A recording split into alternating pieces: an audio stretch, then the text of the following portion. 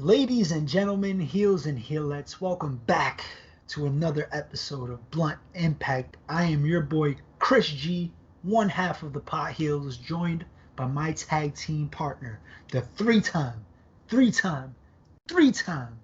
baby making champion Ness, and we are joined by our co-host, Mary Jane. Ness, how are you feeling, my brother? We're almost here at Christmas time. How are Yeah, you feeling? Are you feeling festive? I sure am. I got my cup of coquito. Very, very nice. So I have to be in the holiday spirit, and this is definitely getting me there. But other than that, everything's good. How are you, sir? I actually have to make mine because I make mine myself. Puerto Ricans, man, Yeah. we feel the recipe in our soul and we make it. But yeah, I need to make myself some. I need to get into more in that holiday spirit like you. So interesting episode of Impact Wrestling this week. It was more of a best of episode, just recapping the year 2020. They gave out a couple of awards. We have a couple cool highlights, a couple cool threads that are furthering storylines going into the Impact special that happens on January 6th, which is Impact Genesis. And then 10 days later, their first big pay-per-view of 2021, Hard to Kill, which we'll get into that card definitely later. Before we get into it, we want to remind everybody at home, share, like, comment, subscribe, hit all those buttons, show us the love. We will show the love back. That is the true heel heat way. Ness, I have some Mary rolled up. I assume you have some Mary rolled up. Yes, sir. Sure do. All right, so hopefully Waiting for everybody this out. all day. Oh, damn straight. I have been waiting not all day, maybe a couple hours because I've been high all day. But I, that's just how the life of Chris G is sometimes. But Hey, I man. hope everybody at home, whether you're rolling up or whether you're like the Negro Buck, who we want to thank for coming on last week, and you're hitting the bowl, hitting the pipe, smoking the oil, taking a dab, whatever you're doing, we hope you light up with us. We are going to count down from 3. Ness, are you ready? Yes, sir. I'm ready. All right. 3, 2, 1.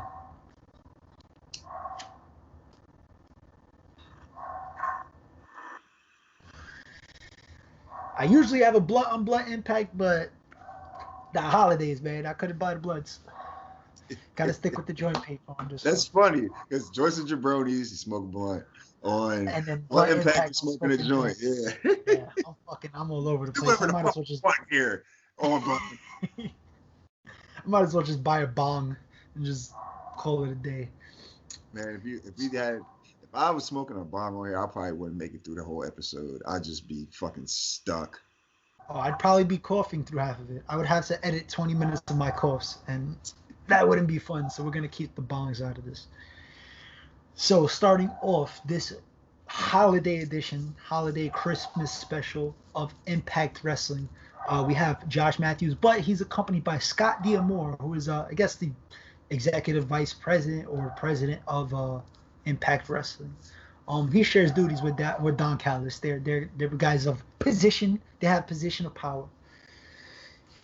They're just bickering back and forth.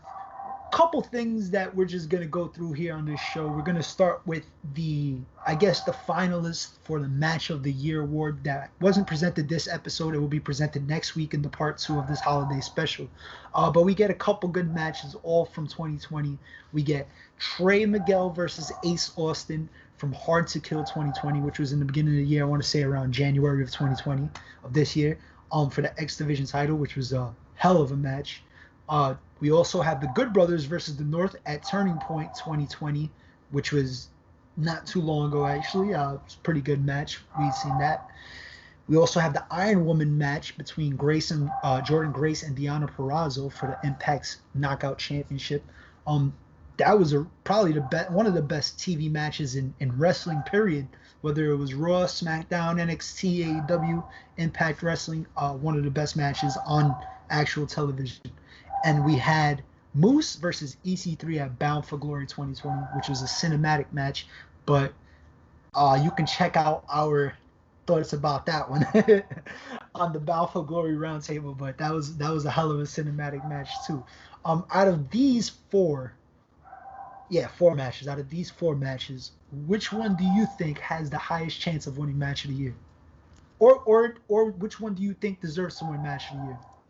Well, out of those choices, and I think it's going to be hard to even think of anything better. Probably the Iron Women. I don't want to call them the Iron Women's because we're politically correct here. The Iron Women's match between Deonna Purrazzo and Jordan Grace, because we don't get that often, and they definitely came and performed to the best of their abilities. And kudos to the ladies for being even in the same breath as this male dominated sport, the male dominated company that they're in. Like they got that shine. I think that was probably the only women's match that really got that much attention on this episode. Everything else was just about the men's roster. So yeah, definitely kudos to the ladies. That was definitely one of my favorite matches. Yeah, I mean, for my taste, because I was just kind of invested in the story, I guess, and the match itself didn't disappoint me, and I was looking forward to the cinematography of it, I guess if you want to call it. But Moose versus EC3, definitely the most intriguing on this list. But if I had to give it to an actual match, it would definitely be the Iron Woman match. I don't think these are the only 4 matches. I think next week they're going to show a few more that'll probably be up for the voting. I would think maybe Rich Swann versus Eric Young, or Rich Swann versus Chris Bay would be up there because both are really good matches. So Yeah, I expect harping on that, like, oh, is the voting closed? We got to make this. This should be definitely a candidate for match of the year. So yeah, yeah, I think they'll open it up next week and there'll be a few more matches. Next up, we have some holiday packages. A bunch of guys and girls, characters on the show, talking about what they do in the holidays. Brian Myers just puts himself over. He said he is the gift to Impact. He is the Impact moment of the year is him arriving to the show. Um, yeah. Rich Swann playing the guitar. I didn't know he had that talent in him. And he likes to get down and drink some eggnog. So, shit, can't go wrong with that. Coquito, slightly better in our opinion, but you do what you got to do, Rich. We have Tasha Steeles and Kiera Hogan, and they like to get lit on Christmas. One likes to get lit in Atlanta, the other one likes to get lit in Jersey. I dig it. I'm here for it. We're in New York City, so and I'm in maybe we Jersey. have a. I'm not up North Jersey. I'm in South Jersey, but Oh, that's not too that's far good. though. I'm trying to get lit too. Shit, I'm getting lit right now. So Maybe we have a common Theo or abuelo, and I could crash the party and we can get lit for Christmas. that's what Johnny Swinger is selfish. He wants to open his gifts first before his kids and his children. I mean, his children and his wife, because he's just a scumbag. Eddie Edwards says you don't you're not a real person who celebrates Christmas if you don't have a real Christmas tree. Those things are big and expensive, so I guess I never celebrated a real Christmas in my life. Word. I felt hurt by that statement at first, but then I was like, then this nigga said he has 2 Christmas trees. I'm like, all Yeah. right, you're overdoing Christmas. He puts the first one up like right after Thanksgiving. He doesn't even give himself a rest period. It's like right when he's eating the leftovers the next day, he's putting up the tree at the same time. It's a little fucking ridiculous if you ask me, but hey, that's what they do up in Boston. And we have Willie Mack. He just likes to bring out his little Charlie Brown Christmas tree out of the closet and let his pets play with the dangling ornaments. Him and his girl just kick it. It don't get more simple than that. They're probably smoking. So shout out to the Mac for that one. Just funny, entertaining segments all around. I think Tasha Steeles and Kiera Hogan have great chemistry. Johnny Swinger just being a fucking mark makes me laugh. Yeah, just good shit all around. What'd you think about these segments? Yeah, it was nice. It was just, even though they were in character, you can definitely tell like they were really telling like how their moments are. Probably except for Johnny Swinger. I would like to think he's not really an asshole like that, but who knows? He's a scumbag on the show, so it's possible he could be a scumbag at home too. Characters just turned up to the max. But yeah, man, it was nice to see. And like we're all in the holiday spirit. Everybody's getting ready. We're like a couple days. Well, for us, recording right now, we're a couple hours away from Christmas Eve. like 53 minutes away from Christmas Eve. So Christmas is basically here, and it's just nice to see people in the holiday spirit. Yeah, absolutely. Especially after all the shit that's been going on this year, we need more holiday spirit, I think. Um, Next up, we got a couple of, I guess, recaps of storylines that were going through 2020 that will be continuing into 2021, whether it's on Genesis or Hard to Kill. We're gonna see a few matchups, so I'm just gonna throw a few matchups at you and we'll get your opinions on it. First up, we had a little segment with Chris Bay and Rohit Raju, and Chris Bay basically finessed himself into a triple threat X Division match. He beat Manic technically, so his name does deserve, X Division championship match contention, whatever. It deserves some acknowledgement. And Rohit is the X Division champ or the X Division champ, and that he never got a rematch, so it makes sense. Put these guys in a triple threat, have a nice little match. I think this is for Hard to Kill. What are your thoughts? Are you looking forward to the match? Oh, for sure, definitely looking forward to the match. Last week, Chris Bay picks up the win. We talked about it. He, like you said, finessed his way into an X Division title match. Singles match has now became a triple threat. I would like to see him win. Like, they already put him in the spotlight with the Rich Swann feud. Like, even though he already had the spotlight on him to begin with. Yeah, definitely now put a title on him. Just let him run through the X Division again. It's going to be dope to see. That's what I would like to see.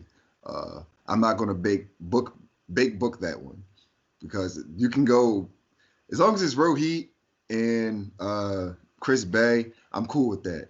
Don't let it be TJP, man, because I'm still mad that this nigga got his fucking arms out and everybody keeps saying, oh, it's TJ. It's fucking TJP. Like, get this shit over with. He won it. He beat Rohit Raju. Now, either give it back or give it to Chris Bay. It's over with. Get him out of here. And I like TJP too. This shit's just stupid. Yeah, I would much rather see. I like CJP too, but I would much rather see either Rohit or Chris Bay with the X Division Championship. I think they're leaning towards Bay again. So, Bay, yeah. I mean, it makes sense. He's been killing it, definitely. Which we'll get more into as we go into the awards, I'm sure. Next up, we had a little interview with Taya Valkyrie, and she wants Purrazzo, man. She's been running through the knockouts division since she got here 6 months ago, 7 months ago. She's a 2-time champion already. She's your current champion, but she's never faced off with Taya one-on-one. So that is another match we are looking forward to, I believe, for Hard to Kill as well. I'm here for it. I don't think Ty is gonna win, but I think they're gonna put on a great match. What about you? Definitely, I want to second that, because that's going to be a nice clash of styles. Taya wrestles little lucha libre. You got Deonna Purrazzo. Just, I don't want to put the quote unquote a label, but like, she is really the best female technical wrestler in the world, in my opinion. So like, I'm not gonna lie, she's the best technical wrestler in the world, because she's not. But as for a female and somebody in a women's division, she definitely, like, there's nobody better than her, just period, in all of women's wrestling, in my opinion. But that's definitely going to be a match to see. I agree. Deonna's probably going to retain, but it's going to be a great performance, for sure. Yeah, I can't wait for that one. Next up, we basically just had a recap of the feud that's been going on with Ken Shamrock and Sami Callihan and Eddie Edwards. It's leading up to a final match with Sami and Eddie Edwards. I think this one's gonna take place at Genesis though, and I'm not sure if it's a stipulation or not. I'm pretty sure there's some type of stipulation in it. I'm sure we'll find out more next week about it as they lead into that event. Are you excited for it? Yeah, I didn't think so. Moving on. I've said enough about this in the past. We have a little recap of Moose and what's been going on with him after the match, of course with EC3 taking control of his narrative, controlling his narrative, being the champion that he sees himself as. Basically, the shit that he went through with Willie Mack, and now they're beefing again, and they're gonna finally have a blow off match, I Quit match. I believe this is at Genesis as well. Um, Shit, man. I hope it's gonna be different. They've had a few matches already together, but hopefully this one is different. I'm interested. I like both guys, so I hope it doesn't disappoint. What do you think? Yeah, I'm definitely here for this match. See, I want to talk about Moose, but what I want to talk about Moose is going to be later on in the show, and we already you know what I mean. So, but I'm just here for the match. Big fan of both of these guys. I think this is actually going to be a blow off to a feud. Like after this, Moose is just going to move on. Clearly, he's going to move on. But it's been a great storyline so far. These guys put on great matches. There's no doubt in my mind that an I Quit match is going to be some crazy shit, and they're going to do. I hope they do some crazy shit, but they're going to make it look good. So I'm just waiting to see how it. I just wait. Excuse me. I'm just waiting to see that. Yeah, definitely. I'm not used to blow-offs, like actual blow-off to a feud, so hopefully this is it. Hey, I've always wanted to do that. I haven't caught anybody yet. That was my first one. Yeah, Romeo catches me with that shit all the time. Next up, we got Larry D, and he's incarcerated, man. He's finally fucking. He's in prison. Yeah. Let's talk about this shit. There ain't no white privilege on that side. He's finally in prison. No. But AC is there, man. AC Romero is mad. He's paranoid. He doesn't know what to do because he knows that Larry D was framed. Larry D keeps saying, I was framed, man. You got to get me out of here. You got to get me the fuck out of here. I don't belong here. So we'll see where that goes. Where we have no idea where this is going. So, I mean, do you have any idea where this is going? No, not really.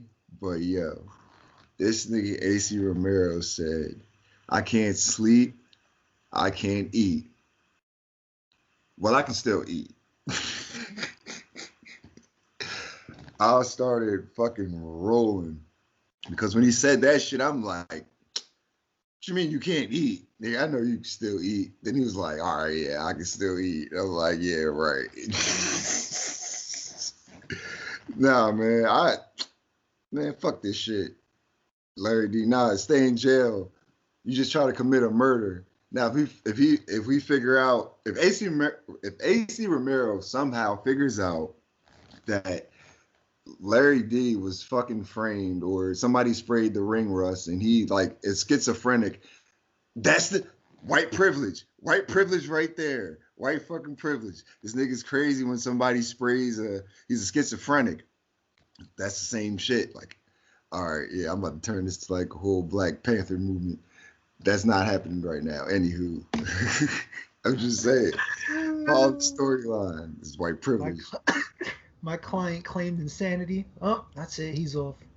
Exactly. We see that shit all the time. Next up, we have a Christmas special paid ad by AEW, and it's Tony Khan. He's less of a dick this week, but he's still talking about all the shit that he owns in Nashville, Tennessee, where they're recording the show, and basically just swinging dick like he usually does on Impact. And him and Tony Schiavone break down the card for AEW Dynamite again. Just good shit, man. I'm here for it. Just keep doing it every week as long as this partnership exists. Man, this is one of the best best parts of the show. I believe that Tony Khan invited Impact talent to Dynamite. So we're recording this right now. I didn't even see Dynamite yet. I think it's on now because it came on later after the basketball game. But I'm just waiting to see who pops up on there. I probably won't watch it tonight. I'll just wait till the news hits whatever, and I'll just look at it then. But that's if anybody pops up. Who knows? I seen Sammy Callahan reply to it, so I mean that'd be nice. You probably go right after Moxley. Um, I don't shit, know. fuck. That would be interesting. Let's book some matches now, like Impact versus AEW. Who you want to see? Uh, right off the bat, of course, I want to see the Good Brothers versus Young Bucks. But just because of all the story and history behind those two tag teams, just like I think that would be pretty dope. 1-on-1, I think Sammy versus Mox would be dope. Two powerhouses like maybe Moose and like Hobbs or some shit like that. Cause we already seen Moose and Cage in Impact, so maybe guys like that. Eddie Edwards versus fucking Joey Janela, and they could just throw each other through tables for a couple minutes. That'll be cool. Why not? Just baked booking off the top of my head. Yeah, that's how you do it. That's how you do it. You got a baked book.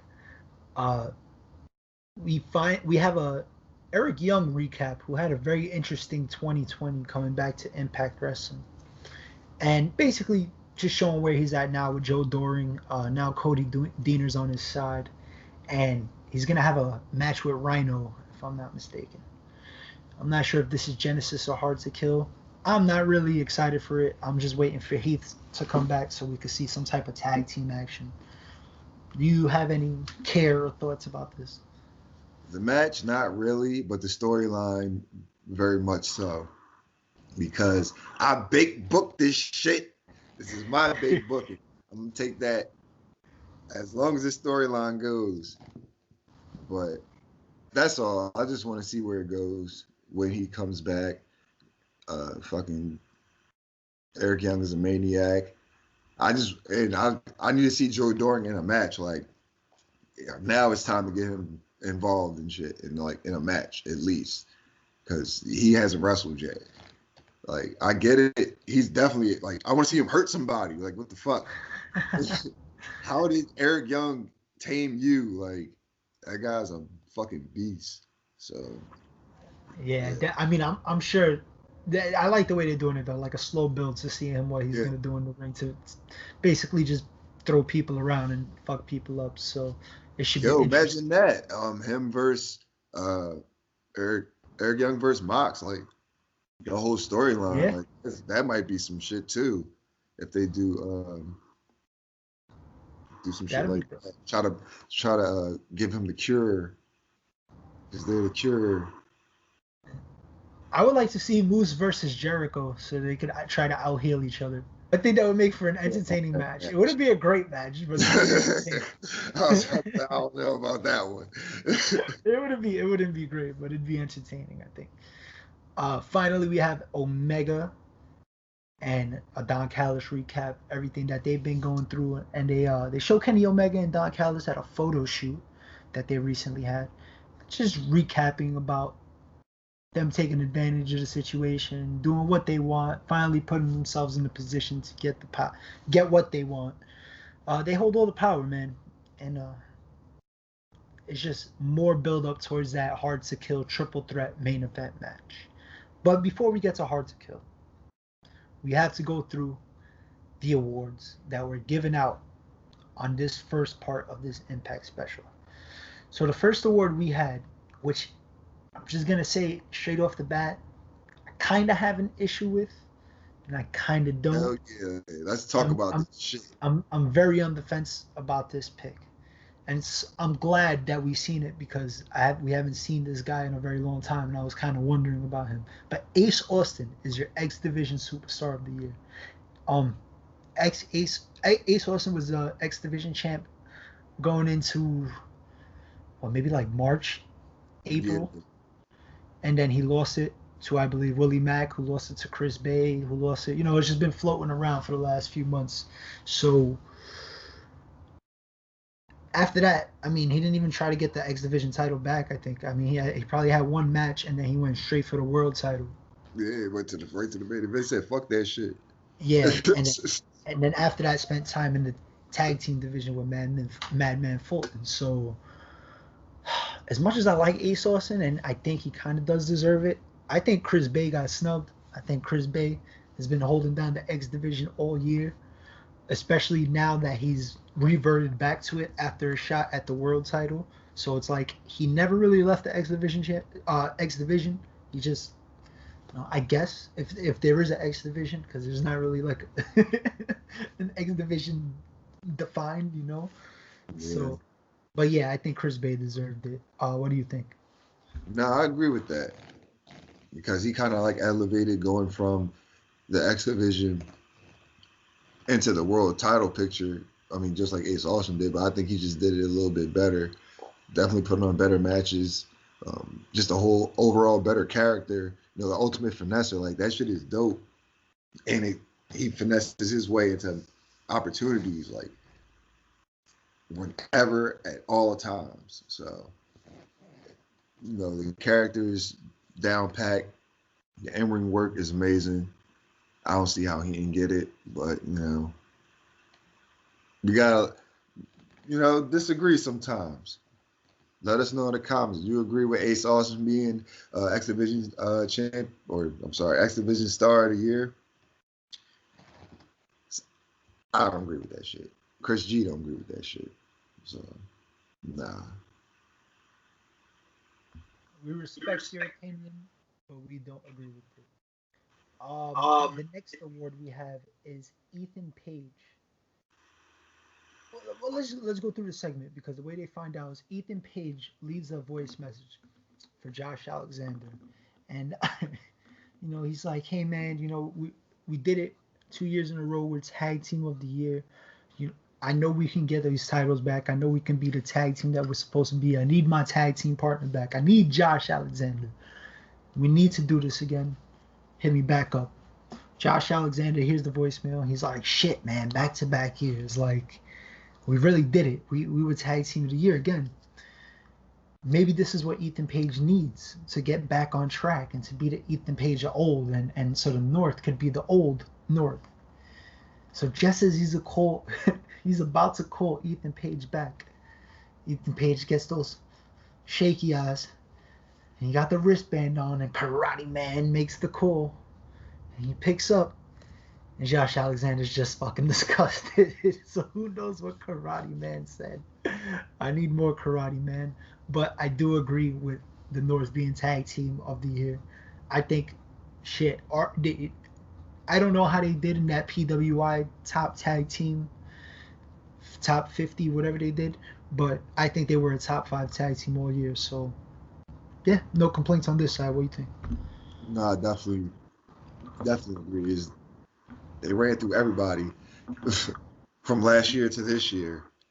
Even though like there's a lot of shenanigans going on between the two of them, like that doesn't erase all the work they put in. So definitely, and I just want to see where this goes because you big book this shit. We all know that Ethan Page's contract apparently is up with Impact, and he's out after these next few tapings. He might jump ship to AEW, and that can be a story that can be continued. That was your big book. And remember that shit. We're going to copyright this shit. We got to get it copywritten. Niggas trying to steal our shit. I heard people do that. Yeah. Oh, we know people do that. I would like to see Karate Man on one show and Ethan Page on the other. And just keep the two characters completely separate. Yo, that could work though. That could definitely. I think it's asking a little too much out of him. But if he was to develop a contract between both companies where he would be allowed to do that, that'd be hilarious. So yeah, and we finally come down, I guess, to the two final awards of the year. Let's just get this out of the way. The knockout of the year is Deonna Purrazzo. I think we both agree that there's no debate about it. No question. She's been great all year. She's been putting on the best matches for any female Impact all year, right? That's hands down. 2-time Impact champion already. No, great. Wrestler of the year was also Deonna Purrazzo. Hell no. What the fuck was y'all thinking? In what fucking universe? Besides this one, I don't know. Arguably, maybe. She was Oh yeah, good. I can do that. Yeah, She yeah. was good, I gotta but apologize. Like, but damn, but but come on, there's no way she had better work than Eric Young, no. Rich Swann. In my opinion, I think Moose held Yeah, them down yeah, all year yeah. in terms of character work, putting on solid matches. Not great matches, but solid matches, consistent matches. Great character work. I think the best character work in Impact right Definitely. now. Hell yeah. Arguably besides maybe Eric Young. Um, but just like shit, man. It's I don't know. It's I can't agree with that. I don't know. Are we in the same boat? How do you feel, Ness? Hell yeah, we're in the same boat. Scoot over. I'm trying to stay out of the water. That's how much of the same boat that we're in right now. Cause I'm driving, watching the shit on my phone, and like Impact Wrestler of the Year. And I hear Deanna Purrazzo. I'm like, why the fuck is she back on here? I'm like, oh, she won this too. I'm like, how? And that's no disrespect to Deanna Purrazzo, but like we're both in agreement. Um, I think it should have been Moose. Definitely the best character. Like you said, not the best matches, but like his storylines are definitely the main. Like everything about this is main event heel work, especially from the encounter with EC3. He's controlling his narrative. Like Moose has definitely changes. But just everything, the entrance, Everything the like it's aura, just and the how evolution could of he? how he Oh, like how he just grew, you know? exactly. So like it's a whole story coming together, and like how did you not see this? But congratulations to Deanna Purrazzo. I don't mean no disrespect, because I'm a huge fan of her work, but I just don't think that she should have been. That's just my opinion. But No, yeah, I agree. I mean, congratulations to her. No, you can't say she didn't deserve it because I mean, she worked hard. She proved that she's one of the best women in the world, and nobody even realized it. You know what I mean? So she started that's performing on but that's Impact. the problem though. Like you being she's in WWE, you gotta like play a part. Like promotions like Impact, she can go out there and do her thing. And, like she got a whole character, everything. Like she's just marketing herself. Yeah, It's like when you're with them, you gotta wait to be marketed type of shit. yeah. I mean, shit. It is what it is. Hopefully, we'll see some type of I don't know. We'll see. I'm pretty sure we'll see more awards. I think we have match of the year and probably like an impact moment of the year or some shit coming next week in part two. So that wraps up part one of the holiday special. It was a fun episode, even though we didn't really see anything new or any real action. But Yeah. it gives us hope and momentum going into 2021, and it shows a lot of growth of what happened to Impact in 2020. You know what part that we forgot to talk about? That Moose has a match with the dude that ripped his shirt, and dude got mad. Oh, next He is was that like, next week? "Yeah, Uh, he has the last 3 minutes with him, and he beats Moose, but yeah, Moose probably gonna beat that nigga ass." yeah. That guy's not a security guard. He's a professional wrestler, and he But wants to I beat some know. ass. I want to see where this goes, but Moose gonna kick his ass. Nah, it should be. I These mean, it indie should be a little wrestlers touching me. I'm like, man, match. shooting. Like putting your hand on stars. You independent wrestlers looking for your moment, looking for opportunities. Like, oh shit. And I like how he just. I don't know. He just exuberates this like this bossness. You know what I mean? So I'm definitely looking forward to 2021 and what's in store for Moose especially. But that's gonna wrap up this episode, guys. I want to thank everybody for being with us, watching this episode, getting through the holiday special. Ness, where can we find you at? You guys can find me on Twitter at skinny_Kravitz. You can find me on Instagram at skinny__ Kravitz. And you can find me right here on the True Hill Heat YouTube channel. I do review of honor with my man, the Stat King, the man of 1,004 numbers. I do joints and jabronis with my man, Chris G. Clearly, I do blunt impact. Also with my man, Chris G. We form the Pod Heels, 1/8 of the Pod Heels. Yeah. And also, you can catch me on, or you can listen to my illustrious voice on True Toxicity, like every other week, when we can sync up to actually record the shit. You know, we've been consistent, so everybody can leave us alone. We're like, we gotta go now. We've been good. We've been good. We're on holiday break right now. Yeah. You can find me at True Hill Chris G. You can find me on the Wednesday Night Warriors with my man Romeo Anthony Colon, breaking down the Wednesday Night War. You can find me here at Blunt Impact with one half of the Pod Heels, of course. You could also find me on Joints and Jabronis and True Toxicity every once in a while. Oh Thanks, shit! sir. I forgot the Round Table Rebel. I do the round tables too. Sorry, I missed that. Could you say it again, please? I said I'm the Round Table Rebel. My phone just asked me what Ness said out of nowhere. That's the holiday spirit. We want to remind everybody at home to share, like, comment, subscribe. Let us know what you think about the awards. Who you think deserved them. What do you think match of the year is going to be next week? Yeah, you already know, guys. Thank you. We want to wish everybody a Merry Christmas. We'll see you guys next week before the New Year's. I'm Chris G for the three-time baby making champion Ness, and for our co-host Mary Jane. We will see you guys next week. Merry Christmas. Happy holidays, motherfuckers.